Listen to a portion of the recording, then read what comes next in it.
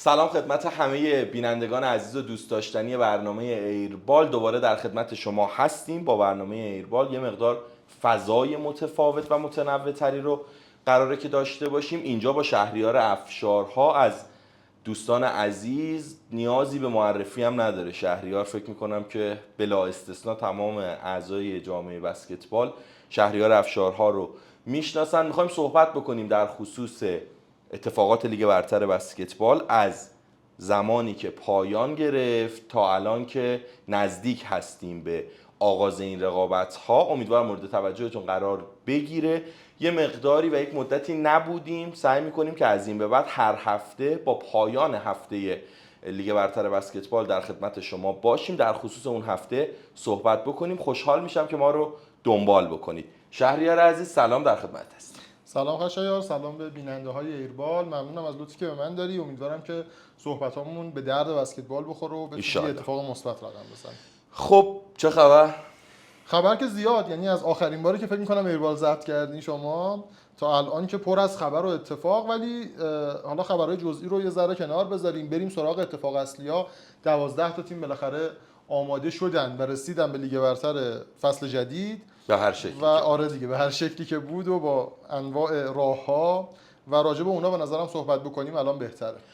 ما چهارشنبه‌ای که گذشت آقای علیپور تشریف آورده بودند رادیو ورزش، صحبت کردیم در خصوص شرایط حضور تیم‌ها، چون خیلی توی فضای مجازی صحبت شده بود راجع به اینکه این تیم‌ها رو چجوری دارید میارید، چجوری نمیارید.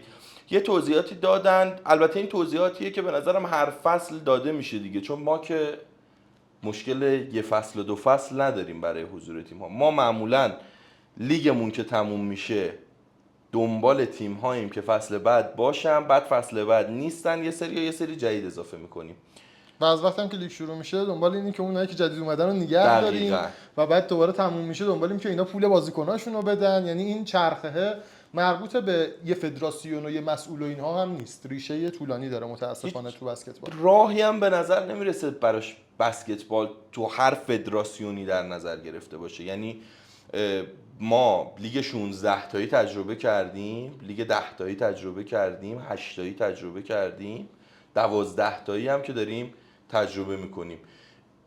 هیچ راهی هم براش نیست، چون اگه بود ببین خیلی خلاصه و فقط اشاره وار اگه بخوایم بگیم، راهش اینه که شما اعتبار بدی به لیگ از راه‌های مختلف، حالا چه بحث رسانه‌ایش، بحث مالیش، اسپانسرهاش چجوری انتخاب بشن، از کجا بیان. ولی خب حالا گفتنش آسونه. یه نکته‌ای هم میگفت آقای علیپور راجع به تضامین مالی. به نظرت کار میکنه اگه از یه باشگاهی ضمانت مالی برای حضورش بگیری، بعد اگر نشد باهاش نسبت به اون ضمانتنامه برخورد بشه؟ فکر میکنی این روش جواب میده؟ اگر بتونن بگیرن یه چیز که از نظر حقوقی قابل استناد باشه و قابل در واقع چی بهش میگن برگشتن بهش باشه، خب جواب میده. ولی توی این فضایی که شما تا لحظه آخر تیم میتونه بیاد تو لیگ، من بعید میدونم تیمی بیاد یه ضمانت اجرایی. شما که متوجه شدی زوبا هم میاد؟ بذار راجع به اون مراسم من میخوام هنوز متعهد باشم به اون قراری که گذاشتیم با دوستان، ولی خود آقای علیپور فکر کنم گفتن که همون روز مشخص شد دیگه. مدیر عامل من زمان دقیقش نمیگم، ولی طبق گفته خود آقای علیپور همون روز در واقع قرعه کشی مشخص شد که ذوباهن هستش. روز قبلش که حداقل میتونیم با خیال راحت بگیم 11 تیمی بود. آره. پولا رو هم ندادن دیگه. 2 تا باشگاه هستن الان، فولاد از فصل گذشته، ذوباهن هم از فصل گذشته. ذوباهن رو من یه جا شنیدم 35% قرارداد رو نداده. صحبت که شده، در واقع صحبتی که کردیم، میگه 20% پاداش رو نداده. حالا اصلا این قضیه پاداش دادن ها اینا، نکته جالبش اینجاست. به گفته مسئولین مثلا میگه یه قراردادی امضا میکنه به مبلغ 6 میلیارد یه بازیکن، پاداشش چقدر میتونه باشه؟ 4 میلیارد و پاداش میگیره که شامل اون 7% نشود و 2 میلیاردش رو قرارداد رسمی ثبت میکنه.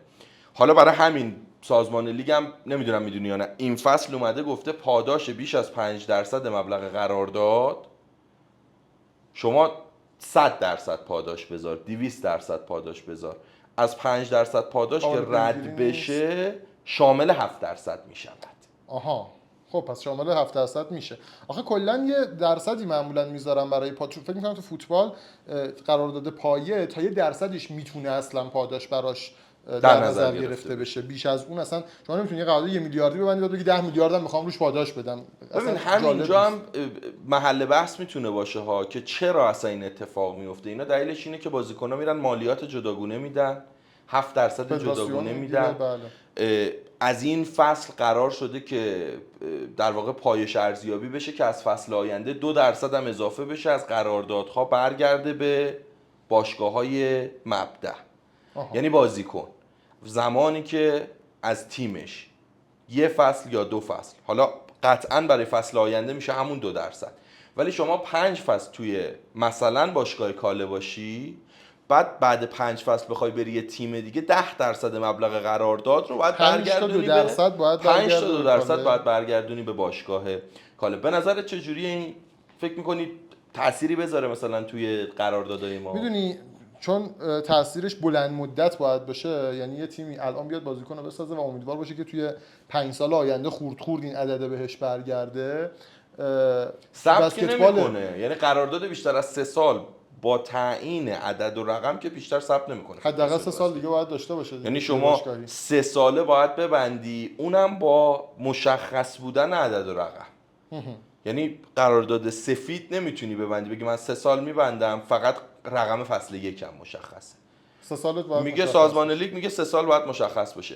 ما کلا از نظر آیین نامه‌ای چه تو حوزه رسانه به نظرم، چه تو حوزه برگزاری بازی ها، چه تو حوزه قرارداد بازیکن‌ها و کادر فنی زیاد داریم، یعنی همه چی خالیه. اصلا باید به نظرم یه دور بیاریم پایین، دوباره اصولی ببریم بالا، چون اصلا خیلی نوشته نشده اونقدر که نیاز پایین آوردن باشه، همه جاش خالیه. بریم سراغ تیم ها. من اسم ذوباهن اومد، یه گله خیلی جدی اول به باشگاه ذوباهن بکنم. باشگاه فولاد هرمزگان تیمیه که خب حالا پشتوانه مالی بدی نداره فکر می‌کنم، اما سابقه آنچنانی در بسکتبال نداره و شاید اونقدر ازش انتظار نره. اما وقتی اسم ذوباهن میاد تو بسکتبال ما داریم راجع به یه چند دهه افتخار صحبت می‌کنیم. دقیقاً. و باشگاه خب منابع مالیش مشخصه، هیئت مدیره باشگاه مشخصه، هیئت مدیره کارخونه مشخصه.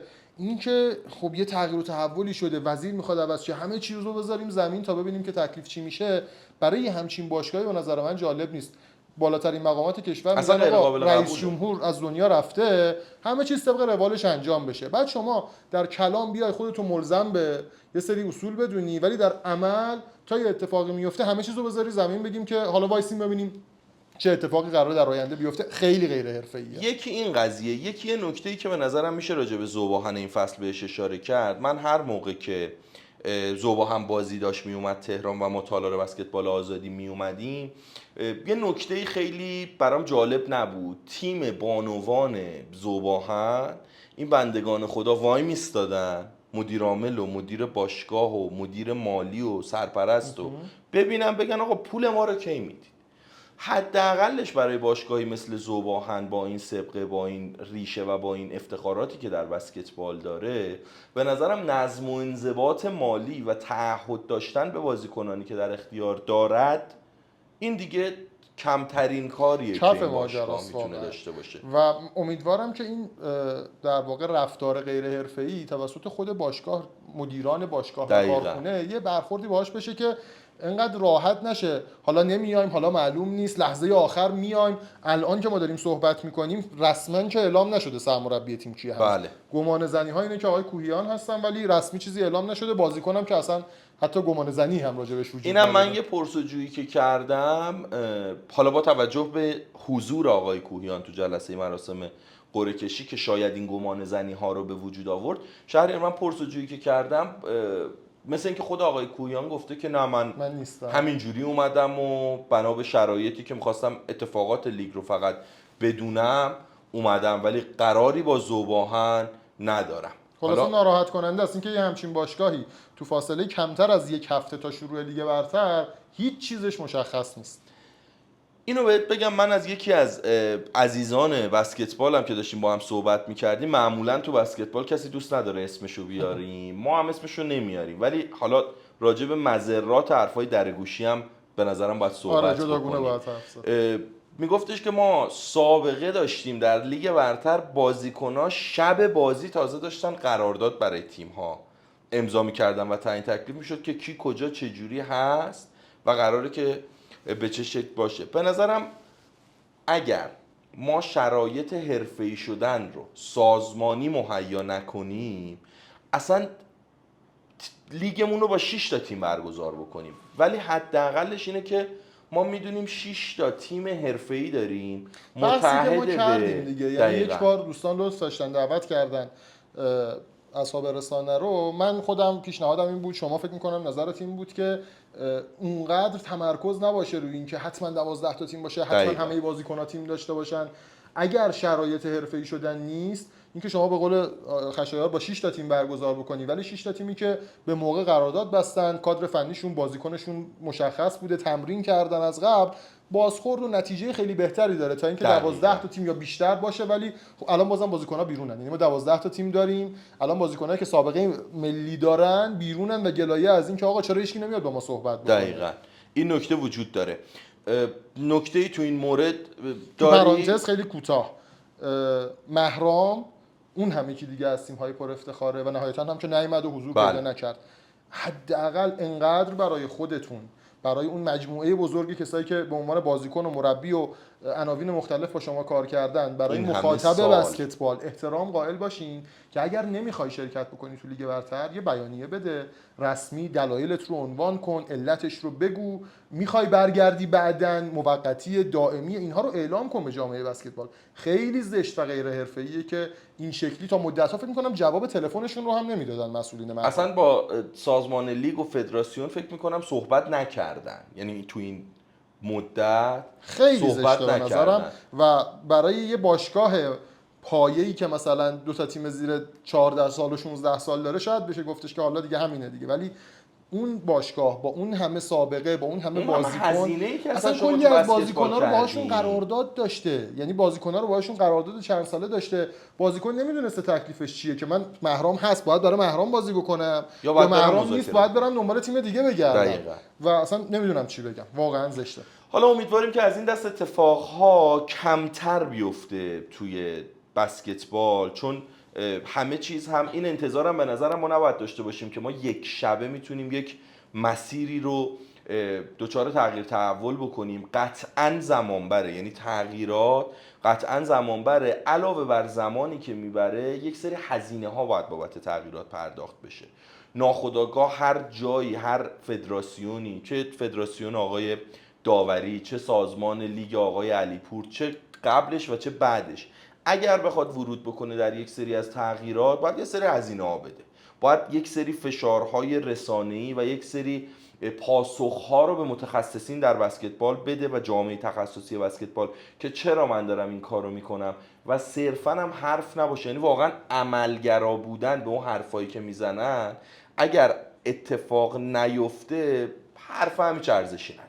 بله درست. بریم سراغ نقل و انتقالات، یه صحبتی از نقل و انتقالات بکنیم. چه خبر از نقل و انتقالات؟ میدونم دست پری برای نقل و انتقالات. آره خب خیلی از اخبار رو دیگه الان دارن اون کسایی که جدی دارن دنبال میکنن. ما لیگمون الان به دو دسته تقسیم شده. تیم هایی که دارن تمرین میکنن، تیمن در واقع، مربی و بازیکن دارن و اخبار نقل و انتقالاتی دارن. تیم هایی که کاملا در سکوت و در بی‌عملی، بهتره بگم بیشتر از سکوت، چون شما ممکنه در سکوت کار انجام بدی، ممکنه هم ساکت باشی هم کاری انجام ندی، دارن فعالیتشون رو دنبال میکنن. بریم سراغ دسته اول. در رأسشون فکر میکنم قهرمان فصل گذشته طبیعت باشه که به همراه نفت آبادان اولین تیم‌هایی بودن که شروع کردن به جمع کردن تیم و قرارداد بستن. دقیقاً فکر میکنم تیم خیلی خوبی بسته طبیعت امسال هم، یعنی تیمشون نسبت به فصل گذشته کاملا تقویت کرده.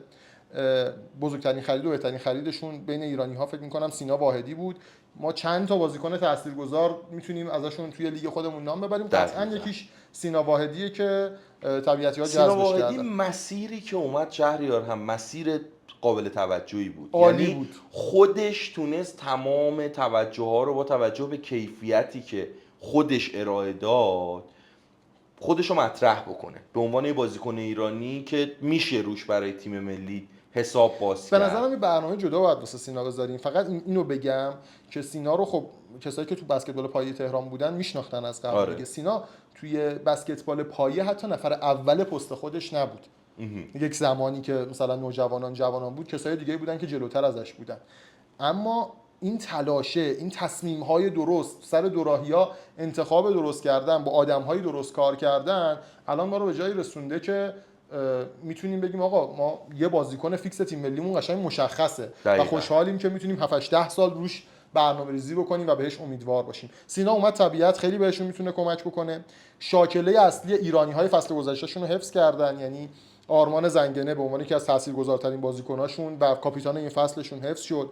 محمد شهریان همینطور. بازیکنای جوانی که رو نیمکت داشتن و عمدهشون رو تونستن که حفظ بکنن که بچه‌های اسلام شهر هم هستن، بله. خیلیاشون بومی خودشون هستن. علیرضا شریفی یکی از بازیکنای جوان لیگ بود که پارسال تو مهرام به خاطر اون شرایط خاصی که مهرام داشت خیلی فرصت ظهور استعدادش رو پیدا نکرد. امسال اومده طبیعت و مسئولیت بزرگی رو فکر می‌کنم می‌خوان امسال بهش بدن و خارجیایی که به ما نشون داده طبیعت که تو انتخاب خارجیاش پارسال دیگه دیدیم چیکار کردن. امسال هم خیلی میشه امیدوار بود. من یکیشونو که دیدم بازیکن 4 و 5 که داشتن، اصلا یه بدن خیلی خوب و عضلانی با قد بلند و سابقه بازی که خیلی میتونه امیدوار بکنه و بازیکن در واقع پوینت گاردی که جدیداً جذب کردن هم تو این یکی دو تا بازی پیش فصلی که ازش دیده شده به نظر میاد که بازیکن خیلی با کیفیتیه. یه نکته‌ای داره فقط آره. طبیعت ضعفش رو اگر من بخوام بگم اینه که به نظر من بازیکن‌های پیرامونیش سایز پایینی دارن. آره. یعنی الان محمد شهریان هست. رسول مظفری رو یادم رفت بگم، اینجا می‌خواستم بهش اشاره بکنم که رسول هم بازیکن ملی و بسیار خوبیه. رسول، محمد شهریان، اولا که این دو تا بازیکن هر دوشون رفیقای من هستن، خیلی سبک بازیشون شبیه همه، مدل دفاع کردنشون خیلی نزدیک به همه و اینکه رسول و محمد شهریان و خارجی که دارن و سینا واحدی بازیکنای سایز بالایی نیستن. اگه به یه اسمال فوروارد قوی هیکل برخورد بکنن میتونه تیم حریف اذیتشون بکنه. تصور من اینه، حالا باید ببینیم که تو فصل چه اتفاقی میفته، اما در مجموع تیم خیلی خوب بسته شده. یه نگاهی هم که به نظرم طبیعت داشت، منهای لیگ برتر به واصل هم نگاه داشت، برای همین شاید حتی از ابتدای فصل علاوه بر 2 تا بازیکن قطعا بازیکن سومش هم داره رصد میکنه. فکر می‌کنم از حالا 1-2 ماه دیگه برن سراغش، ولی از الان میدونم که دنبالش هستن و اون فکر می‌کنم که پست 3 بگیرن دیگه. حالا واصل هم باید راجعش صحبت بکنیم که با توجه به شرایط منطقه، اتفاقاتی که داره از نظر سیاسی تو منطقه میفته، اصلا باید ببینیم چه برگزار میشه نمیشه. این خودش الان در حاله از ابهام هست، به این دلیل که حامی مالی مشخصی هم نداره. رو برنامه‌ریزی لیگ هم تاثیر خواهد داشت. همینجا راجع برنامه ریزی لیگ این رو بگم، این انعطافه وقتی تو برنامه وجود داشته باشه و تیم‌ها بپذیرن که سازمان لیگ به عنوان یک مرجع بالادستی برای برگزار کردن رقابت‌های لیگ برتر بسکتبال این اختیار رو داره که به شما فشاری بابت مثلا جمع و جور کردن برنامه بازی‌ها یا باز کردن برنامه بازی‌ها داشته باشه. میدونم تیم‌ها رو تحت فشار قرار میده ها، پارسال دیگه نهایتش بود دیگه. ولی این انعطافه باید وجود داشته باشه. حداقلش اینه که باید به یه تعاملی برسن با هم دیگه. این نباشه که یه تصمیمی گرفته بشه پشت بندش یک موجی از اعتراض بیاد که آقا ما اینو باید چی کار بکنیم. به نظرم باشگاه‌های ما اگر قبول ندارند یک اتفاق رو قبول نکنن. یعنی آقا 2 فصل پیش رو بهت بگم، اولین فصلی بود که واصل داشت برگزار میشد، یادت باشه ما تو مرحله حذفی اومدیم 2 از 3 برگزار کردیم. بله. خب مسئولین باشگاه‌ها، سرمربیان باشگاه‌ها رفتن این رو قبول کردن، بعد میان گله میکنن. دقیقاً بعد میان گله میکنن که آقا نه چرا اینجوری بوده. آقا اونجا تو اون جلسه قبول نکنید. ببین یه بخشی از ماجرا اینه که ما باید بپذیریم هم مسائل کشور خودمون رو، هم منطقه‌ای که درش حضور داریم. دقیقاً. شاید شما تو آمریکای شمالی یا اروپا زندگی بکنی خیلی برات باید کرونا بشه که دنیا به هم بریزه تا لیگت برنامه‌اش به هم بخوره، ولی خب در منطقه‌ای که ما هستیم الان داریم می‌بینیم چه اتفاقاتی داره تو لبنان میفته. باعث تأسف هم هست ولی تأثیر میذاره دیگه. نمیتونی بگی که نه ما از اول تا آخر همه چیزمون باید مشخص باشه. اینها بالاخره تاثیرگذار خواهد بود. شهریار بریم سراغ نفت آبادان. اشاره کردی 2 تا تیمی که از اول شروع کردن به یار گرفتن. نفت آبادان هم تیم خوبی بسته امسال از نظر بازیکنایی که مستقر کرده. فکر میکنم جز اولین تیمی هم بود که تمریناتش هم شروع کرد. آقای سامری رو که حفظ کردن این قدم اولشون بود که عماد سامری هم محبوب اونجا، هم نتایج خوبی گرفته تو نفت. حفظ سرمربی اولین قدمشون بود. بلافاصله بعد رفتن سراغ جذب بازیکن. اونها هم با وجود اینکه فصل قبل هم تیم خوبی داشتن، به نظر من این فصل اونها هم تقویت شده تیمشون. دقیقاً. چند تا نکته داره. خب با شاخص‌ترین بازیکن ایران که اولا قرارداد بستن، حامد حدادی رو در اختیار دارن که اصلا ماجرا رو عوض میکنه حضور حدادی توی تیم. اما در کنار حدادی سعید داورپناه کاپیتان فصل گذشته طبیعت، آرن داوودی کاپیتان فصل گذشته ذوباهن رو هم جذب کردن. آره یه مقداری میانگین سنی تیمشون رو بردن بالا. حالا بعد مثبتی داره از نظر تجربه این تیم ها برای این بازیکن ها برای تیمشون و خب میتونه که ابعاد منفی هم داشته باشه، بالا بردن سن بازیکن ها و خب بازیکن ها که هر کدومشون جایگاه خاصی داشتن تو تیم سابقشون. و بعد توی بازیکنای پیرامونیشون بازیکنای زیادی رو تو کیفیت بالا جذب کردن. یعنی الان آرن داوودی هست، حسین مکاریان بازیکن جوان و خیلی خوبیه جذبش کردن، مجید رحیمیان رو جذب کردن، بازیکنای دیگه‌ای دارن جوون از تیم خودشون اونها رو دارن، نوید رضایی‌فر رو دوباره دارن به عنوان یه گاردی که حالا تیم ملی داره بازی میکنه، بازیکن خیلی خوبیه و این یه مقداری اونجا کار رو حساس میکنه برای اینکه این بازیکن‌ها هر کدومشون میخوان که بازی بکنن، تو شرایطی نیستن که بگن ما با 1-2 دقیقه زمان و 5 دقیقه زمان اوکی میشینیم روی نیمکت. این توقعی که بازیکن‌ها برای بازی کردن دارن کار مربی رو قطعا سخت میکنه. میتونه ابزارهای مختلف بهش بده ولی اگر یه جایی اختلافی به وجود بیاد مدیریت کردنش سخته. دقیقاً. از طرف دیگه یه ضعفی داره نفت آبادان، اونم جذب نکردن بازیکن خارجیه. واقعا کارشون رو سخت میکنه. خشایار چیه به نظرت و دلیل این قضیهشون؟ شما آشنا هستی والا خودشون که مجموعه اعلام میکنه ما از در واقع مدیران بالادستی ما مصوب نمیکنن که ما بازیکن خارجی بگیریم، ولی شما عملا مثلا توی هزینه‌ای که میبینی برای باشگاه تو جذب بازیکن‌ها بالاخره سعید داورپناه، حامد حدادی، آرن من تصورم داوودی اینه که الان یعنی الان بیشترین هزینه رو نفت آبادان. دقیقاً همینو میخوام بهت بگم. درسته که بازیکن خارجی به مجموعه اضافه نمیشه ولی خب تو جذب بازیکن داخلی شاید دست کادر فنی رو باز میذاره. حالا این فصل که به طور ویژه‌ای فکر میکنم دست کادر فنی باز بوده برای جذب بازیکن داخلی. میبینیم واقعا بازیکن‌های مستعد فصل گذشته حفظ شده، مثل حسین مکاریان اومده، مثل مجید رحیمیان اومده، نوید رضایی‌فر برگشته، سعید داور رو برگردوندن، حامد حدادی رو حفظ کردن، محمد حسن‌زاده الان آبادان. یعنی شما عملا میبینی که این هزینه زیادیه. قطعاً مشکلی که ایجاد میکنه مثل سعید مهری استقلال قطعا با 170 میلیون نیاوردن یه بازیکن اونجا باشه امضا ببندن، امضا بکنن چیز دیگه هم بهش ندن. مثلا که امسال عدد کلا بالا رفت. یه ذره من هوش از سرم پرید فهمیدم عدد بعضی بازیکن‌ها رو. مسئله اینه که شما وقتی هزینه میکنی اما محدود میکنی دایره انتخابت رو، یه جایی به مشکل میخوری. حامد حدادی خیلی بازیکن بزرگیه، تو حمله موقعیتی ایجاد میکنه برای تیم که هر کدوم از بازیکنایی که کنارشن میتونن از اون موقعیت به خوبی استفاده بکنن. مشکل کجاست؟ اینه که شما وقتی حامد حدادی رو داری باید یه بیگمن شوت زن هم کنارش بذاری، چون حدادی خودش میره به سمت حلقه، دفاع رو متمرکز میکنه، ساده اگر بخوام بگم سمت منطقه رنگی، و این موقعیت‌های شوت برای شما ایجاد میکنه. و خب ما تو ایران خیلی بازیکنای کمی داریم که هم سایز بالا داشته باشن هم بتونن خوب شوت بزنن. الان من فکر میکنم که محمد حسن‌زاده و در واقع رحیمی که جذب کردن بازیکن خیلی خوبی هم هست و مرادخانی، بله خیلی بازیکنایی نیستن که رو شوتشون بشه حساب کرد. دارن البته هم مرادخانی هم رحیمی گهگاه شوت میزنن اما اون ویژگیه رو به صورت خاص ندارن. اگر امکان یه جذب یه بازیکن خارجی براشون بود که این ویژگی رو داشته باشه اصلا ورق برمیگشت و ماجرا چیز دیگه میشد. اینم بگم که کار دست خودشونه، یعنی محدودیتی به لحاظ قوانین فدراسیون بسکتبال و سازمان لیگ ندارن و هر جایی که اصلا قانون رو بخوان تغییر بدن باید مدیران خودشون رو توجیه بکنن. و من به نظرم اگر یه جایی از فصل اون زمانی که فرصت انتخاب بازیکن خارجی هست براشون این تصمیم رو بگیرن، کاملا جریان لیگ میتونه تغییر بکنه به سمت شهریار. میونه صحبت میکردم با سرمربی تیم پالایش در واقع ماهشهر، پترونوین. آره پترونوین ماهشهر، که شما راجع به جذب بازیکن خارجی محدودیت دارید. گفت نه ما هیچ محدودیتی راجع به جذب بازیکن خارجی نداریم. اینا چون متمرکزن توی مثلا پالایش نفت آبادان، برای پالایشگاه آبادانه، زیر مجموعه پالایشگاه آبادانه که میبینیم نه تنها در بسکتبال داره، تو فکر میکنم اکثر لیگای ورزشی ما تیم داری میکنه. موفقم هست تو اکثر لیگ. حالا فصل گذشته سقوط کردن دسته یک در فوتبال، ولی همونجا هم مشکلی بابت جذب بازیکن خارجی ندارم و بازیکن خارجی داره اضافه میشه. این فکر میکنم که بستگی به توجیه کردن عوامل اجرایی باشگاه بسکتبالشون داره که بتونن توجیه بکنن. چون الان پتروشیمی ماهشهر میگه آقا مثلا من مشکلی ندارم بازیکن خارجی بیاری، من اون هزینه رو انجام میدم.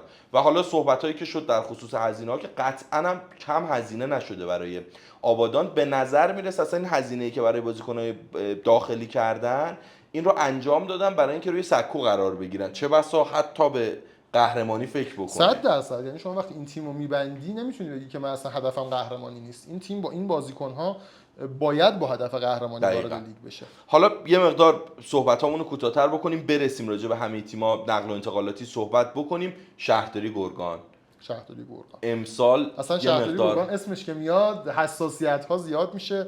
میتونیم بگیم پرطرفدارترین و پرشورترین تیم لیگ هست و تیم با هواداراش هم خیلی جدی دنبال میکنن اخبار مربوط بهش رو. خب شهرداری گرگان از فصل گذشتهش باید شروع بکنیم. یه تیم فوق‌العاده که تا آخرین نفرات نیمکتش هم سابقه حضور در تیم ملی رو داشتن و انتظار همه این بود که ما قهرمان ایران واقعا یعنی یه 5 تا تو زمین حداقل یه 5 تای عالی روی نیمکت داشتن و انتظار چیزی جز قهرمانی ایران نبود. گفتن خب ایرانو که قهرمان هستیم. نگاهشون با آسیا بود و اتفاق غافلگیر کننده این بود که طبیعت سال اولی اومد تو اون سری جذاب فینال پیروز شد، بازی آخر رو هم در گرگان برد و هم برای هوادارا خیلی غافلگیر کننده بود، هم برای مسئولینشون فکر می‌کنم یه غافلگیری بزرگ بود که انتظار این نتیجه رو نداشتن. این خودش مشکلی ایجاد کرد. 3 فصل متوالی قهرمان شده بودن و اون ذهنیت این بود که ما قطعاً برای فصل چهارم با این ترکیبی که داریم، با این کادر فنی نیمکتی که اضافه شد، قهرمانی 100%. غافلگیر شدن و یه شوکی بود فکر می‌کنم به همه جامعه بسکتبال گرگان و این شوکه خب تاثیرش رو گذاشت دیگه. کادر فنی که عوض شدن، بسیاری از بازیکن‌ها تغییر کردن. فصل جدیدشون روی کردیم بوده که با مربی بومی خودشون سالهای مخدومی که از مربیای خوبه واقعا، یعنی هم دانش داره، هم حاشیه نداره، اخلاق خوبی داره، جوانه، و میتونه کار بکنه، دارن در واقع همکاری میکنن.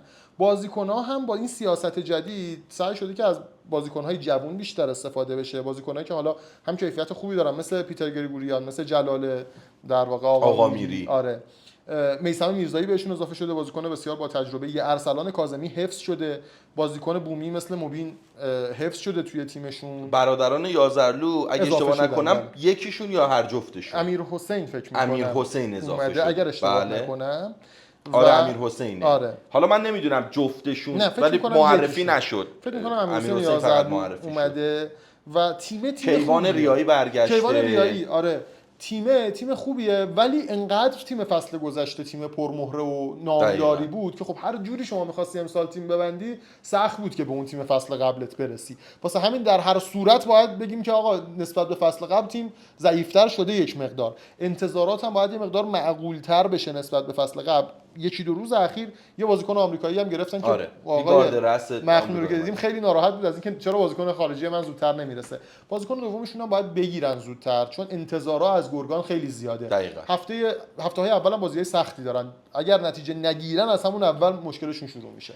شهریار یه نکته‌ای رو من بگم، حالا شاید بهتر باشه اینو خطاب به هواداران گرگان بگیم. شما همیشه در رده‌های بالای بسکتبال حضور داشتید، 3 فصل پیاپی قهرمان شدید، فصل گذشته نایب قهرمان شدید، همیشه به تیمتون فرصت دادید. شاید بهتر باشه که حتی به شرایط بومی امسال تیمتون هم فرصت بدین که جوانهایی که اضافه شدند بتونن کار بکنن. میدونم رقابت سخت، گرگان انتظار ازش وجود داره، اصلا وقتی اسم شهرداری گرگان میاد همه انتظار دارن که نمایش خوب ببینن، یه بازی خوب ببینن. یه مقداری هم من خودم شخصا یه گله‌ای داشتم از هواداری گرگان، اونم بابت اون نحوه اعتراض کردن به شرایط. ببینید وقتی این فرهنگ قشنگ وجود داره که وقتی بسکتبال هست شهر تعطیل میشه که بیاین و به این قضیه بپردازید. من لمس کردم اینو امسال. دقیقاً نمیخوام بگم مسئولین مقصر نیستن، چرا واقعا مسئولین برای مهیا کردن یک ورزشگاه در شأن شهرداری گرگان و برای مردم گرگان مقصرن. این به جای خود، ولی نحوه اعتراض شما میتونه شما رو زیر سوال و تیمتون رو زیر سوال ببره. وقتی این فرهنگ قشنگ اونجا وجود داره، خودمون رو زیر سوال نبریم. خیلی شاید بهتر و خیلی شایسته تر میتونیم اعتراضمون رو بیان بکنیم و بعد هم اتفاقا شکست آستانه موفقیته. وقتی شکستی به وجود میاد شاید موفقیت‌های بهتر و بیشتر شاید اینجوری نباشه قشنگ، ولی برای مردم گرگان که بسکتبال یه بخشی از زندگیشونه دقیقاً. شکست پایان نیست قطعا. شما ممکنه یه تیم بیریشه‌ای باشه که بیاد شکست بخوره و بره به تاریخ بپیونده، ولی برای گرگان ماجرا متفاوته قطعا، چون اونجا این حمایت از تیم میشه در هر صورت. و امسال هم به نظرم باید با توجه به اینکه خب گرگان گفتیم دیگه یه مقداری نسبت به فصل قبل پتانسیلش کمتر شده بله. و تیم‌های دیگه هم تقویت شدن، طبیعتی که پارسال قهرمان شده امسال قوی‌تر هم شده، نفت آبادان همینطور، کاله نسبت به فصل قبلش قوی‌تر شده و باید با صدر بیشتری برخورد کرد با. حالا امیدواریم که واقعا نتایج بر حسب میزان تلاش و میزان دانش کادر فنی براشون مهیا بشه. گرگان دوست داشتنی هم میمونه. امیدواریم این مشکل سوپرلیگ غرب آسیا هم با اضافه شدن اسپانسرها حل بشه، گرگان رو هم شاهد حضورش باشیم، چون خالی از لطف نیست، ولی اگر هم نبود این چیزی رو از واقعا ارزش‌های گرگان کم نمی‌کنه. به این دلیل که یه حامی مالی وجود نداره. اصل داستان به روایت مسئولین بسکتبال گرگان، آقای علیپور رئیس سازمان لیگ، و من صحبت کردم با خود ارسلان کاظمی کاپیتان شهرداری گرگان که صحبت کرده بود با مسئولین فیبا آسیا که این شکلی نیست که سهمیه از بین رفته باشه. شرایط حامی مالی که داره واصل رو این فصل اداره میکنه اینه که حتی ما شاید حضور 6 تیم باشیم تو سوپرلیگ غرب آسیا. الان برای همین هست. آره دقیقاً. حالا ممکنه ولی تغییر بکنه، این برگرده به اون فرمت 8 تیم. حالا باید ببینیم که چه اتفاقاتی میفته. از بقیه تیم ها بگو چه خبرایی داریم؟ محگول، آینده سازان، کاله رو اول بگیم کاله. که کاله هم جزء این سه تیمی که گفتیم تیم چهارمیه که تو نگاه اول مدعیای اصلی هستن.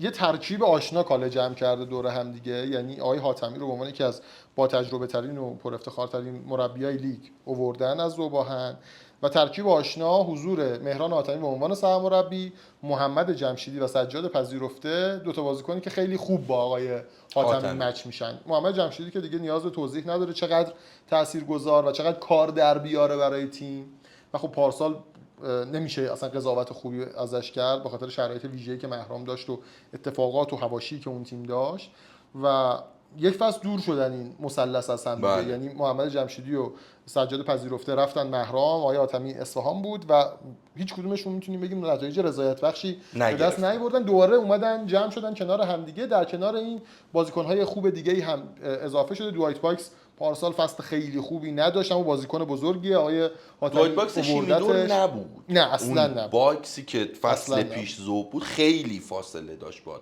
باکس شیمیدور.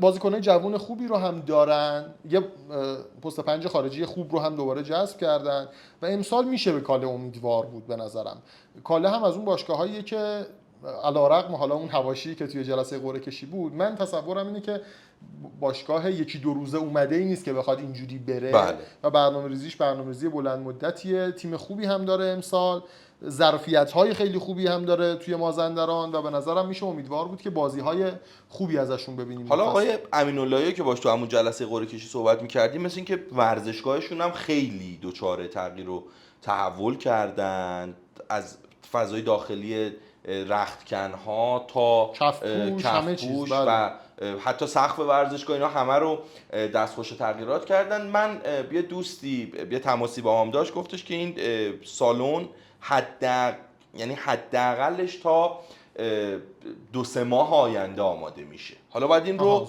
ببینیم که از طرف خود باشگاه کاله اعلام بشود که آیا این شرایط وجود داره که نه اصلا این شکلی نیست و زودتر آماده میشه، یا نه صرفاً با توجه به صحبتایی که تو حاشیه مراسم قرعه کشی داشتیم بحث حساب کتابای مالیشون با اداره کل ورزش جوانان استان مازندرانه که این حساب کتابا باشون انجام بشه برای اینکه کار رو به اتمام برسونن. به نظرم مشکل قابل حلیه، مشکلی نیست که برای کاله حداقل قابل حله. دقیقاً. یعنی کاله به عنوان یکی از پایه‌های در واقع اقتصادی دقیقاً. کشور میتونیم ازش نام ببریم، خصوصا توی حوزه مواد غذایی. فکر میکنم میتونه راه حل این مشکل رو مسئولینش پیدا بکنن و حل بکنن ماجرا رو. حیفه که یه همچین تیمی با این پتانسیل اصلا اسم رفتنش از بسکتبال مطرح بشه. دقیقاً. کاله کاپ هم داریم، یعنی این آره برای چند مینی مدت بسکتبال آینده از 9 مهر ماه یه مسابقاتی رو برای رده های پایه دارن برگزار میکنن. کاله کاپ این رو هر ساله دارن برگزار میکنن، اتفاق خوبی هم هست. اصلا یه ستون کاله در مازندران با تیم سوپرلیگه و یک ستون دیگه‌ای در تهران داره با بازیکن‌های جوان و رده‌های سنی، با مربیای خوب داره کار میکنه. الان تیم در واقع یه تیمی که میشه اسمش رو گذاشت تیم جوانانش عملا، آره. با بازیکن‌های خیلی جوان قهرمان لیگ ملی شدن، امسال اومدن لیگ حرفه‌ای. کاله کاپ هم که داره برای مینی بسکتبال و رده‌های پایه برگزار میشه و کار بزرگی کاله واقعا داره در بسکتبال میکنه. امیدواریم که اون نواقصش هم برطرف دقیقاً. بشه و کمک بکنه به بسکتبال. بریم سراغ تیم‌های دیگه. چه خبرایی داریم از تیم‌های دیگه؟ یکی از تیمایی که میشه ازش خبر گفت تیم محگله که کادر فنی فصل گذشته لیموندیس رو آقای اسلامی، هادی عامری به عنوان سرپرست و کمک‌هاشون رو منتقل کردن به محگل. اتفاق خوبی که برای محگل افتاد این بود که زود تمریناتش رو شروع کرد. یعنی درسته که تیم اول و دوم فصل قبل لیگ حرفه‌ای نبود و به عنوان تیم سوم اومد اضافه شد، بله. اما خیلی زود این اتفاق افتاد. لحظه آخری نبود، قرارداداشو زود بست، تمریناشو زود شروع کرد و الان توی این مسابقاتی که به عنوان پیش فصل داره برگزار میشه، ما امروز جمعه است داریم ضبط می‌کنیم برنامه رو، 2 تا بازی برگزار شده در مقابل طبیعت و نفت آبادان. نتایج خیلی خوبی گرفتن، یعنی باختن ولی خیلی نزدیک به 2 تا تیم مدعی باختن و به نظرم میشه خیلی بهشون امیدوار بود. یه نکته‌ای هم من میخواستم بگم، این رو فرصت نشد که از خود آقای علیپور هم حتی رادیو ورزش بپرسیم. نظرت راجع به تیم‌های نظامی چیه؟ اصلا به نظر تو باید توی سطح یک بسکتبال ما تیمداری بکنن یا نه؟ فکر میکنی که باید بیان یه لول پایین‌تر؟ چون الان هم توی لیگ برتر هستن هم توی لیگ یک هستن. لیگ برتر که آسمان ولایت شد اسمش، از رد پدافند تغییر کرد به آسمان ولایت و لیگ یک هم که نیرو زمینی تیم داری میکنه دیگه. پاس کامیاران هست، پاس نیرو زمینی کامیاران هست، لیگ دو هم دوباره چند تا تیم نظامی هستن. من یه پستی گذاشتم تو صفحه خودم، من خوندی یا نه؟ بله. یه سابقه همکاری کوتاه مدتی من با یکی از این تیم‌های نظامی به عنوان مربی داشتم. واقعا شرایط کار کردن در تیم‌های نظامی کاملا متفاوته از جاهای دیگه. یعنی بوروکراسی خودشو داره فضای نظامی، روال تصمیم گیری و روال در واقع تدارکاتی که برای آماده کردن تیم هست اونجا کاملا متفاوته. اینکه باید باشن یا نباید باشن، ما قانون سربازی رو داریم، یه چیز اجباری هم هست، شامل حال بازیکن‌های سطح بالای ما هم میشه. پس اگر باشن حداقل فرصتی برای بازیکن‌ها که بتونن اونجا تایم رو بتونن بکنن ورزش حرفه‌ای بکنن تو سطح بالا. اما فقط این نیست که شما بازیکن حرفه‌ای داشته باشی، یعنی یکی از شاخصه های تیم حرفه‌ای حضور بازیکن حرفه‌ای، بقیه ابعاد هم باید حرفه‌ای بهش نگاه بشه. یعنی سرمربی حرفه‌ای میخواد، سالن حرفه‌ای میخواد، مدیران حرفه‌ای میخواد و تصمیم‌های حرفه‌ای. اگر بقیه‌اش نباشه، شما با بهترین بازیکن‌ها هم میتونی در واقع استعداد سوزی بکنی و منابعت رو از بین ببری. همین نکته هم همینجا بود. اگر قراره که ما هر سال بنا به هر نتیجه تیم‌های نظامی رو داشته باشیم در لیگ برتر بسکتبالمون، خب این رو اعلام بکنیم. یعنی این رو، چون ما هر سال یه تیم نظامی داریم لیگ برتر، با توجه به شرایطی که دارن، نتایجی که میگیرن، حالا لزوما هر سال این اتفاق براشون نمیفته ولی تو خیلی از فصل‌ها سقوط میکنن به دسته پایین‌تر، دوباره میگن ما می‌خوایم بالا باشیم ولی دوباره برمیگردن لیگ برتر. اینم به نظرم میشه از مسئولین فدراسیون، سازمان لیگ این رو یه تصمیمی براش بگیرن، یه مذاکره‌ای بکنن، شرایط مشخص بشه که آقا به چه شکل هست. حداقل اگه قراره هر فصل حضور داشته باشن در رقابت‌های لیگ برتر بسکتبال، شهریار حرف قشنگی زد، مدیران حرفه‌ای و بسکتبالی براشون گذاشته بشه، سرمربی دیگه، میشه تعامل 2 تا سازمانی که من اونجا ذکر کردم. من خودم از یه خانواده نظامی میام. ولی مدیریت ورزش یه کار بسیار تخصصیه. یعنی دقیقاً. ممکنه یک سرهنگ، یک سرتیپ بسیار مدیر خوبی در حوزه نظامی باشه، اما وقتی میخواد وارد ورزش بشه باید بشناسه فضای ورزش رو و این فکر میکنم اونجا یه مشکلی هستش. الان یکی از ابتدایی ترین ماجراها رو من به شما بگم، چند تا از بازیکن‌های خوبی که توی لیگ برتر فصل گذشته بازی می‌کردن رفتن دسته یک بازی کردن، حالا به دلیل شرایطی که وجود داشته. آره نظام وظیفه داره و اینکه اصلا دیر تیم آسمان ولایت مشخص شد که توی لیگ برتر هست. حالا اگر شرایط تغییر می‌کرد شاید انتخاب بازیکن‌ها هم عوض می‌شد. یه سیاست واحد و مشخصی ندارن این تیم‌های نظامی. کل حرف من اینه. حالا امیدواریم که حل بشه. اخبار دیگه راجع به نقل و انتقالات داریم. گلنور هم تیمیه که مشخص بود از فصل گذشته به عنوان تیم قهرمان لیگ حرفه‌ای اومده. اون تیم هم به نظرم میرسه که تمریناتش رو شروع کرده، با یه نظم نسبی داره کار میکنه. آینده سازان هم کم و بیش، من خیلی اخباری از نقل و انتقالاتشون ندارم. بازیکن شاخصی رو بعید میدونم که جذب کرده باشن یا هنوز جذب کرده باشن. با بازیکن فصل گذشتهشون بیشتر دارن تمرین میکنن. بقیه تیم ها میتونم بگم مطلقاً هیچ.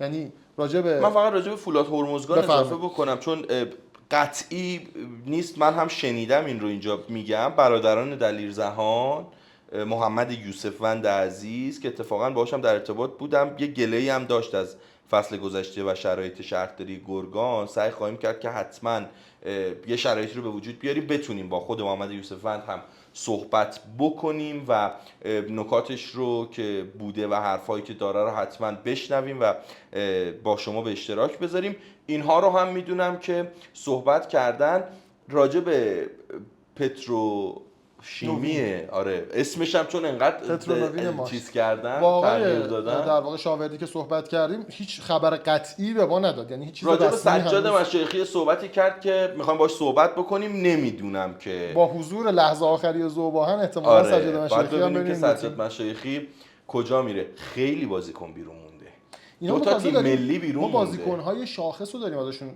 در واقع اسم میبریم. ترابی بیرونه به عنوان بازیکنی که سابقه ملی داره. یزدان پناه بازیکن یه جورایی پدیده فصل قبل بود. خیلی بازیکن بیرونن هنوز. یعنی اینها بازیکنایی هستن که تو این برنامه با زمان محدودی که داره فقط میشه ازشون یاد کرد. کلی بازیکن مستعد دیگه هستن که بیرونن. این رو هم باید بگم، بازیکن‌ها هم خیلی گله دارن از این عنوان ما با تیم جوون می‌خوایم بیایم و با هزینه کم می‌خوایم بیایم. و تیم جوون بله خوبه با تیم جوون اومدن، به این شرط که شما بازیکن جوون کمتر شناخته شده ای رو بیاری، معرفی بکنی، کیفیت بالایی ازش به نمایش بذاری و بگی آقا من یه بازیکن جوون آوردم با این کیفیت اومدم نتیجه گرفتم. آره ولی این که با بازیکن جوونی که اسم و رسمی نداره بیای نتیجه هم نگیری، اون بازیکن هم پیشرفتی نکنه، حاصلش هم بشه بازی‌های یک طرفه و زنگ تفریح شدن در لیگ، این اصلا به نظر من ارزش نیست و نمیشه این رو به عنوان اینکه اومدیم تو لیگ برتر خب با همین تیم میرفتی دست دو شرکت می‌کردی. به نظر تو مقصر شرایط کیه؟ خود بازیکنامون مقصرن، باشگاهامون الان مقصرن، سرمربیایی که احساس میکنن که هزینه بازیکن‌های در واقع اسم‌ها رو دیگه الان نمیخوام پرداخت بکنن. میدونی یعنی نگاهی هم وجود داره که فلان اسم به درد من نمیخوره، من یه بازیکن دارم جوون‌تر. یعنی شاید اشتباهی که میشه گفت ما تو سطح ملی خودمون انجام دادیم دیگه. گفتیم آقا تو اوج پختگی مثلا محمد جمشیدی، تو اوج پختگی آرمان زنگنه، گفتیم اینا به کار ما نمیان دیگه، ما یکی رو بیاریم که 5 سال دیگه به کارمون بیاد. به نظرم اینم درست نیست. حالا تو سطح ملی که اون که تو سطح ملی که اصلا درست برگردیم به همون بحث اولمون راجع به تیم ها، این که شما 4 5 6 تا تیم حرفه‌ای داری که دارن حرفه‌ای نگاه میکنن، بالاخره این تیم ها اعدادی که دارن باهاش صحبت میکنن برای نیمکتشون با بازیکن 3 میلیاردی دارن صحبت میکنن. از اون طرف تیمی هستش که برای ترکیب اصلیش میگه آقا من 300 میلیون میدم. یعنی این اختلافه اینقدر زیاده که یه سری‌ها این وسط میمونن، یعنی نمیتونن برن تو تیم بالایی‌ها بازی بکنن، نه اون 300 میلیونی که تیم‌های پایین دارن در واقع هزینه میکنن برای بستن تیمش رو میتونه که این بازیکن با اون سطحی که زمانی که گذاشته، تمرینی که میکنه، زندگیشو گذاشته بتونه باهاش پیش بره. و این اختلافه من فکر میکنم که یه جای کار دست ما میده. یه نقل قولی من داشتم راجع به باشگاه‌های فوتبال ژاپن از یکی از کارشناسان عزیزی که تو حوزه فوتبال باهاش صحبت می‌کردم، میگفت یه جایی ژاپن اومد یه شرایطی رو اعلام کرد و مثلا تا یه فصل 2 فصل لیگ برتر فوتبالش رو با 3 تا تیم برگزار میکرد. 3 تا تیم شرایط حضور در ولی لیگ برتر این رو سوبسید رو میداد میفرستادشون مسابقات بین المللی، تورنمنت های بین المللی حضور پیدا میکرد تا باشگاه ها اون شرایط رو به دست بیارن. و الان میبینیم که شرق آسیا لیگ هایی که داره برگزار میکنه، حالا تو فوتبال الان ژاپن رو مثال زدیم، بی‌نقص داره برگزار میشه، واقعا عین ساعتاشون داره کار میکنه و هیچ مشکلی هم نداره. واسه همین اون حرفی هم که تو جلسه ابتدایی حوزه رسانه‌ای زدی و به نظرم خیلی باید جدی گرفته بشه، آقا 6 تا باشگاه باشیم ولی باشگاه‌های قانونمندی باشیم، قراردادامون رو به موقع پرداخت بکنیم، شرایط جذب بازیکنانمون رو درست و ایدئال بگذاریم. اصلا همین شهریار فرصت رو رقابتی میکنه، شرایط رو رقابتی میکنه، کیفیت رو بالا میبره. بازیکن برای اینکه تو اون 6 تا تیم حضور داشته باشه تامینات شخصی خودش رو زیاد میکنه که کیفیتش بیاد بالا، که جانمون از لیگ برتر. یعنی شما نمیتونی بگی آقا همین الانم 12 تیم هم کلیا بیرون میمونن. یعنی ما نمیتونیم همیشه شرایطی ایجاد بکنیم که همه بازیکنان بیان سوپر لیگ بازی بکنن. خب این که بیاد سوپر لیگ بازی بکنه با 200 میلیون تومان مگه ارزشه؟ خب با همون 200 میلیون تومان میتونه بره تو لیگ پایینتر بازی بکنه. یه مشکلی رو من اینجا عنوان بکنم، بازم برگردیم به همون بحث اولیه و حضور تیم ها، آخر صحبتمون هم فکر می‌کنم هست، اما باید بگم این یهو اومدن به لیگ برتر یه مقدار کاریکاتوری میکنه رشد تیم ها رو. یعنی شما وقتی تیمت میاد تو دسته های پایینتر، تو دسته 2 مثلا میای مدعی قهرمان میشی، بعدش میری به شهردارت، به مسئولین منطقه‌ای میگی آقا من قهرمان شدم، یه 4 تا هوادار میان بازی دسته 2 تو میبینن، آروم آروم میای دسته 1، اگه شهردار رو سری پیش دعوت کردی فرماندار رو، اگه تو استان حاشیه‌ای هستی استاندار رو دعوت میکنی، سالن تو تجهیز میکنن، نیرو انتظامی تو آشنا میشه که ما یه تیمی اینجا داریم که مثلا 100 تا هوادار داره، روز مسابقهش من یه مثلا تدارکی ببینم برای اون مسابقه. و همینجوری آروم آروم همه مسئولین منطقه‌ای و شهری و در واقع ورزشی اون منطقه حمایت میکنن تیم بیاد بالا. وقتی یه تیمی که توی دسته پایینتر نه هواداری داشته، نه مسابقه جدی برگزار کرده، نه امکاناتی در سطح لیگ برتر داشته، یهو میاد لیگ برتر، نمیتونی ازش توقع داشته باشی که بازیشو بتونه در سطح لیگ برتر. یعنی فرمانده انتظامی اون شهرستان اصلا مواجه نشده با یه همچین چالشی تا حالا. استاندار شهردارش یه شبه نمیشه، یه شبه آره هواداری که دیروز داشته مثلا چاق سلامتی میکرده و سرمربی تیم، امروز یهو میخوای بیای ازش انتظار داشته باشی که تو چهارچوب قوانین لیگ برتر بیاد، جایگاه اختصاصی خبرنگار داشته باشه، پخش زنده داشته باشه. این انتظار زیادیه که ما داریم حالا از تیم ها. به نظرم سازمان لیگ با توجه به اینکه حالا صحبت کردیم ما راجبش، اینا سهمیه میخرن، یعنی امتیاز میخرن تیم هایی که میان. خریدن به معنی اینکه واقعا پولی میدن به سازمان لیگ یا نه؟ لفظش اینه دیگه. حالا چیزی که گفته این در اختیار ما، آقای علیپور رو باش صحبت کردیم، امتیاز در اختیار ما بود و مهرام با توجه به اینکه حضور پیدا نکردن امتیازشون در اختیار سازمان لیگ حضور پیدا نکردن، امتیازشون هم خودشون منتقل نکردن به تیم دیگه. امتیازشون در اختیار سازمان لیگ قرار گرفته. قطعا سازمان لیگ، یعنی قطعا وقتی یه چیزی رو در اختیار تیمی قرار میدی، بعید میدونم در وضعیت فعلی بسکتبال و مملکت و سازمان لیگ این بدون دستاورد مالی باشه، یعنی بگی آقا بیا من اینو میدم به تو و اگر تو اینجوریه من ببین اینم یه سیاستیه که شما بگی آقا من این امتیاز رو دارم، اولا که قیمت گذاریش چه شکلیه، چون قیمت تیم لیگ برتری من نمیدونم، و بعد اون اگر درآمدی حاصل شده ازش، درآمدی کجا داره هزینه میشه، اینا به نظرم اگه شفاف باشه خوبه. اما من کاملا خارج از گودم، خیلی از مشکلات رو قطعا نمیدونم، نمیخوام قضاوت این شکلی بکنم. من اگر مسئولیتی داشتم تو این شرایط اون امتیازات رو واگذار نمی‌کردم. همین رو می‌خواستم بگم، ظرفیتشو ندارم. سازمان لیگ به نظرم واگذار کردن امتیاز رو نباید همینجوری هر کی که میتونه اون عدد رو پرداخت بکنه مثلا به سازمان لیگ داشته باشه. حالا چون شفاف نیست ما داریم این گمان زنی ها رو میکنیم، یه موقع ممکنه این پایش ارزیابی انجام شده باشه از سازمان لیگ، میخوام که این رو منتشر بکنه، در اختیار جامعه قرار بده. باید ببینید چه شرایطی داره، از نظر زیر ساخت ورزشگاهی تو چه شرایطیه، از نظر حمل و نقلی که تیم‌های دیگه میخوان برن و بیان تو چه شرایطیه. چون ببین شما نفت آبادان میخواد بره شاهرود، الان من نمیدونم باید بیاد تهران، از تهران با ماشین بره شاهرود. حمل و نقلمون تو خود کشور این شکلی نیست که تو هر روز هر جای دلت بخواد بری. این خودش شبهه ایجاد میکنه. یعنی یه موقع میبینی مثلا نفت آبادان برای اینکه بره شاهرود باید 2 روز تو راه باشه، بیاد اینجا زمینی بره، اینجا مثلا با قطار بره، اینجا یا هوایی برود، ولی بالاخره خود این رفت و آمدها شرایط رو برای تیم‌ها سخت میکنه. یه مثال بزنم مثلا از 2 فصل گذشته نفت آبادان. من میدونم 2 فصل گذشته نفت آبادان اومده تهران، از تهران سوار اتوبوس شده، با اتوبوس رفته گرگان برای اینکه گرگان بازی بکنه. پرواز مستقیم از آبادان به گرگان نیست. بعد تعریف میکرد یکی از این عزیزانی که 2 فصل گذشته حضور داشت، میگم اصغر کاردوست ما با اون سایز چجوری چون مثلا تو اتوبوس این رو تا گرگان باید ببریم با خودش.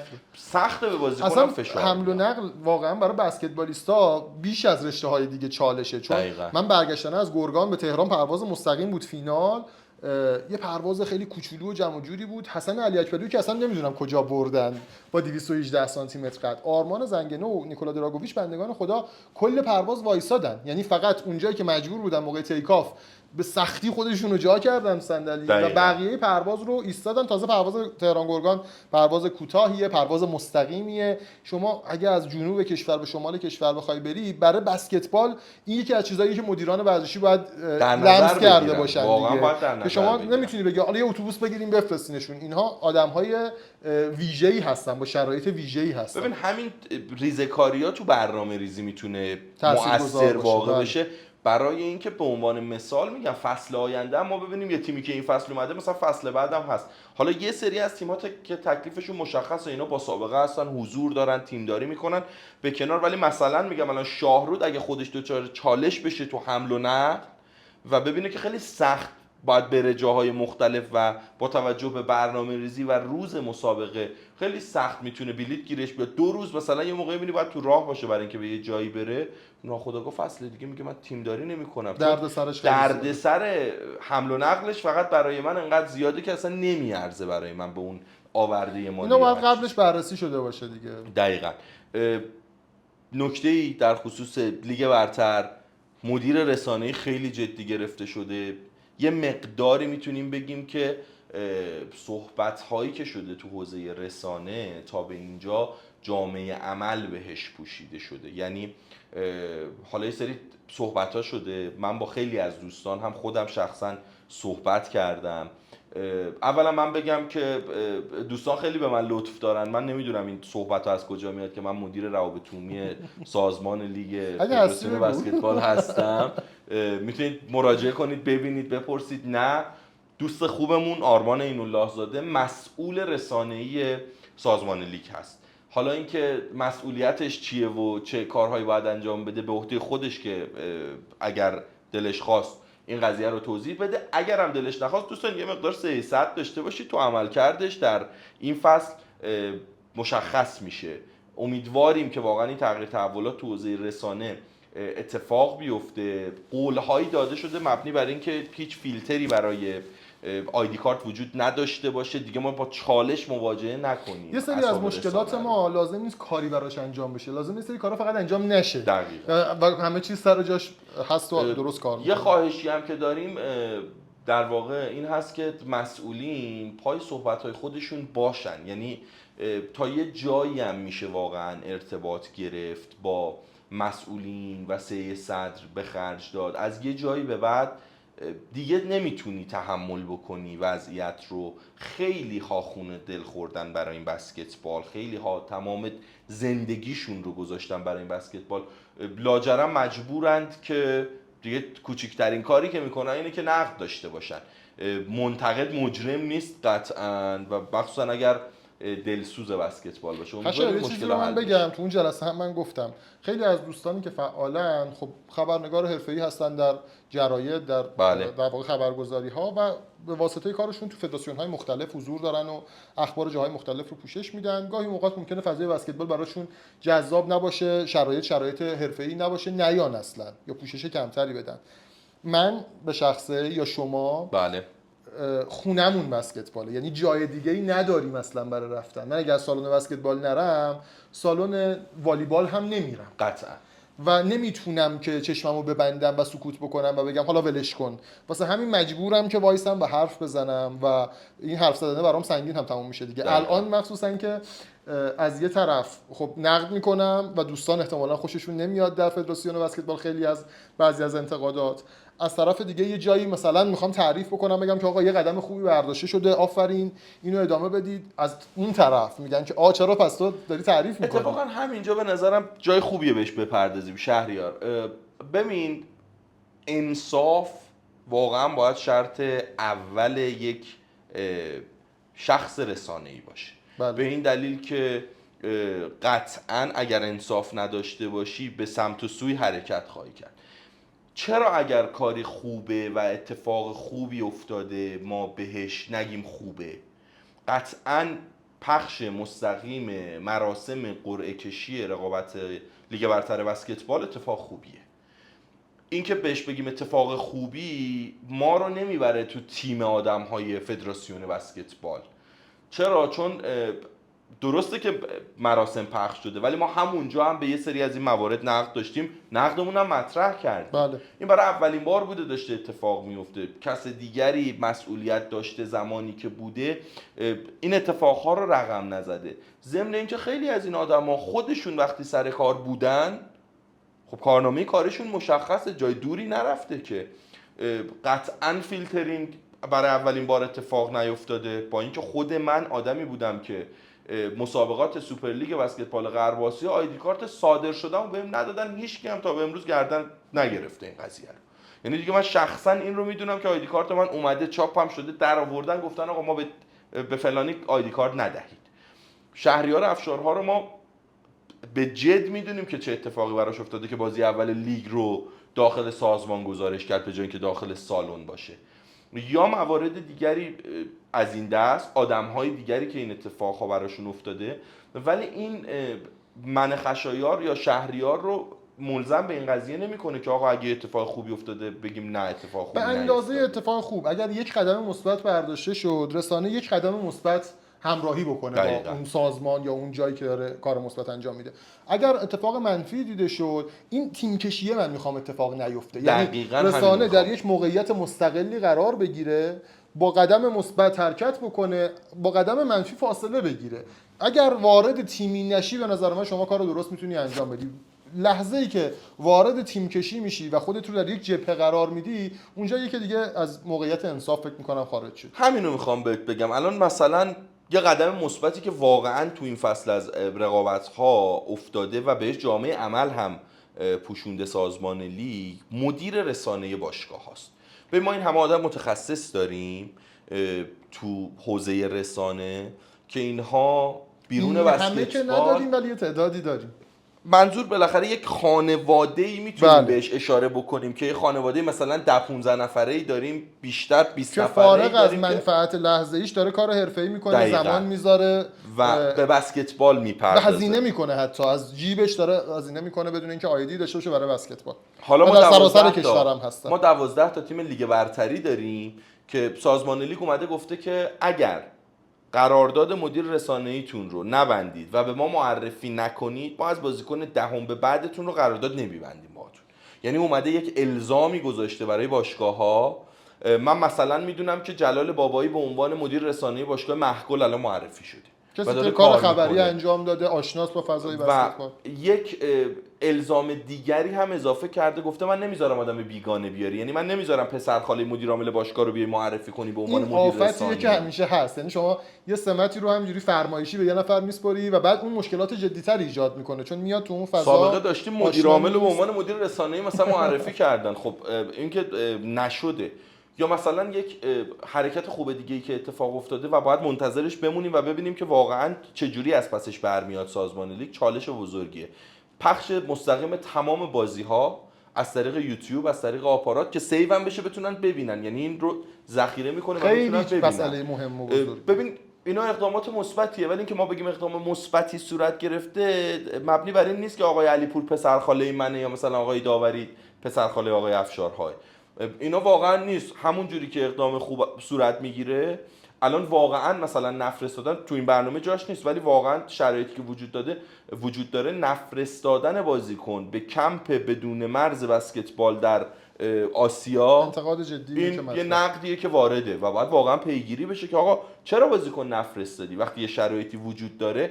مثلا الان ما توی مسابقاتی که رفتیم زیر 18 سال محمد حیدری واقعا درخشان بود، محمد مهدی حیدری که مهرام هم بازی میکرد، سالار طاهری، یه سری بازیکن‌های دیگه. حالا این دو تا اصلا بخوایم وارد اون فضا بشیم، حالا کسایی که دارن جدی دنبال میکنن هم برنامه هفتگی جهان ورزش بسکتبال رادیو رو حتما میشنون و اونجا میدونن که خشایار چقدر پیگیرانه داره دنبال میکنه. احتمال داره که صفحه منو دنبال بکنن یا گزارش من شنیده باشن، میدونن که ما موضعمون نه یک در واقع نقد دائمی و غیر منصفانه است، نه یک حمایت دائمیه و دغدغه ما بسکتبال. این که اینجا نشستیم تو روز تعطیلمون داریم صحبت رو میکنیم هم دغدغه بسکتبال باعث شده. حالا من این قول رو به علاقمندان هم میدم که ما برنامه ایربال رو تو این شکل جدیدی که دارید میبینید هر هفته خواهیم داشت به امید خدا، اگر شرایط زمانیمون بهمون این اجازه رو بده و مشکلاتی بابت این قضیه نداشته باشیم. ما هر هفته این برنامه رو خواهیم داشت به این شکل جدیدی که دارید میبینید و راجع به مسائل مختلف صحبت میکنیم. چه بسا اگر شرایطش وجود داشته باشه حتی مهمان دعوت بکنیم و حضور داشته باشیم. 3-4 تا بخش جالب هم قراره که براتون در نظر بگیریم. صحبتاش شده با شهریار، با دوستان دیگه که قراره با همون همکاری داشته باشن. منتظر باشید و صفحه ما رو چه در اینستاگرام چه در یوتیوب دنبال بکنید. صفحه شهریار افشارها، صفحه خود من. پاسخگو هم هستیم انصافا، هم شهریار همیشه پاسخگو بوده، هم من سعی کردم واقعا پاسخگو باشم و به بهترین شکل ممکن نواقص رو رفع بکنیم. یه تشکر ویژه هم از آتیه نویسان حامی مؤسسه یو اپلای فور داشته باشم که ما در استودیوی آتیه نویسان حامی مؤسسه یو اپلای فور اعزام دانشجویی هستیم. مجوز رسمی وزارت علوم رو دارن. میتونید اگر قصد ادامه تحصیل در کشورهای اروپایی و در کشورهای آمریکایی رو دارید تشریف بیارید اینجا. کارهای مشاورتون رو به صورت رایگان انجام میدن. ما هم تضمین میکنیم که به بهترین شکل ممکن در واقع این شرایط رو برای شما رقم بزنن. شهریار، صحبت‌های پایانی تو، برنامه ایربالی که بالاخره بعد این همه قول و قراری که با هم دیگه گذاشتیم محقق شد، بشینیم یه گپی بزنیم. خیلی خوشحالم که این فرصت هست. امیدوارم که امکانش باشه که ادامه بدیم. حتما.